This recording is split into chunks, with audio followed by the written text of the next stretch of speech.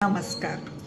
मी सकारात्मक विचार ह्यावर लेख वाचल्यावर आणि त्याचं रेकॉर्डिंग केल्याने मग मला माझीच एक आठवण आली. ही 84-85ची गोष्ट आहे. नुकतंच माझं लग्न झालं होतं आणि आमच्या दहिसरमध्येच एक सासूबाईंच्या आणि माझ्या ओळखीची अशी ट्रेनमध्ये माझी मैत्रीण झाली होती. माझ्यापेक्षा त्या वयाने मोठ्या होत्या आणि मग त्यांनी मला सांगितलं की रविवारी अंबिका योग कुटीरचा फ्री योग क्लासेस आहे, 3 महिने फक्त रविवारी करायचं वगैरे. तर मी नुकतंच लग्न झाल्यामुळे आणि थोडंसं विचारल्याशिवाय कसं येणार वगैरे मी म्हणाले. मग तिनेच सासूबाईंना भेटून माझी परवानगी घेतली. ती दहिसर वेस्टला राहत होती आणि मी दहिसर ईस्टला राहत होते आणि तेव्हा दहिसर ईस्टचे दहिसर वेस्टला याला रेल्वेचे ट्रॅक क्रॉस करून यावं लागायचं. फ्लायओव्हर वगैरे नव्हतं आणि तिथे मला ना थोडीशी नेहमी तिथे काही ना काही ॲक्सिडेंट वगैरे व्हायचं, त्यामुळे मला ना तशी भीती वाटायची तो ट्रॅक क्रॉस करायला. पण मग तिने आणि मला एक ना पहिल्या लहानपणापासून एक सवय आहे, सकाळी विदाऊट अलार्म मी उठते.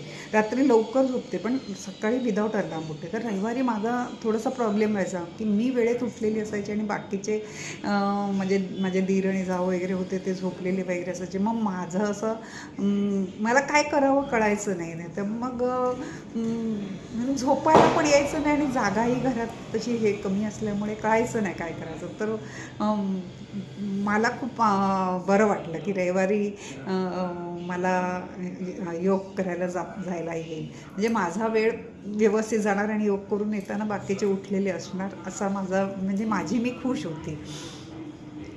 आणि माझा योग क्लास सुरूही झाला मस्त आणि 2-3 रविवारी मी गेले.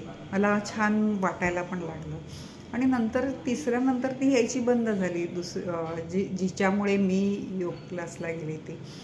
तर मी तिला विचारलं का तू येत नाही योग क्लासला. तेव्हा ती म्हणाली ती प्रशिक्षक नेहमी माझ्या डोक्यावरच उभी असते, सारख्या सूचना देते, मला ते नाही आवडत. आणि माझं असं आहे की मला प्रशिक्षकाने बघावं, माझं चुकतं तर सांगावं, मला वेळ म्हणजे आपण वेळ काढून जातोय तर पूर्ण शिकूनच यावं. आता हा एकच हे दृष्टिकोन. आणि तिने स्वतः क्लास बंद केल्यानंतर तिने काय सासूबाईनं सांगितलं माहीत नाही आणि मलाही ते रेल्वे ट्रॅक करायची सकाळीची भीती वाटत होती. माझा तो योग क्लास तेव्हा बंद झाला. मी नंतर जेव्हा वेस्टला जागा घेतली त्याच्यानंतर तो पूर्ण केला. तुम्ही माझं ऐकता त्याबद्दल मी खूप आभारी आहे.